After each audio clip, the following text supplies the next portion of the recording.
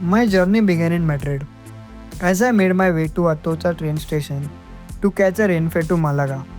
Choosing rail travel over flight significantly reduced my carbon footprint, making it a more sustainable option.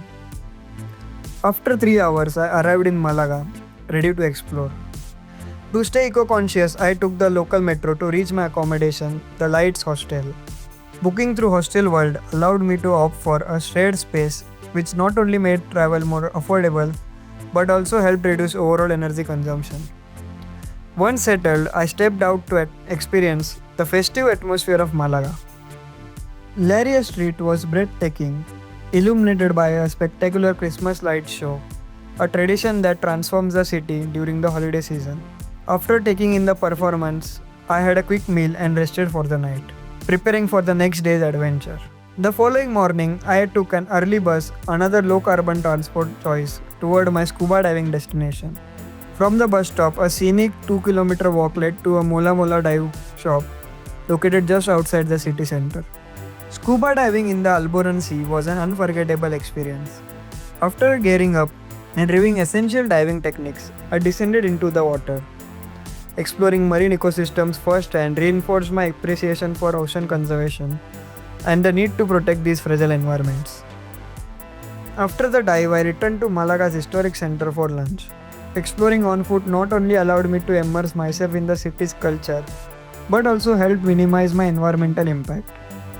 Later, I headed to my port of Malaga for a sunset sailboat ride, an experience that combined adventure with sustainability. Sailing offered a quite eco-friendly way to experience the coastline. On my second day, I set out for another dive, this time in Almunikar. The site was teeming with marine life, including a mola mola fish, a school of vibrant fish, a giant turtle, and even an octopus. After a full day of diving, I returned to the hostel to unwind and prepare for my final day of exploration. My last full day in Malaga began with a free walking tour offered by the hostel. The route covered key landmarks including Malaga Cathedral and Roman Theatre, and even included a stop at the well-known Casa Mira for the famous ice cream.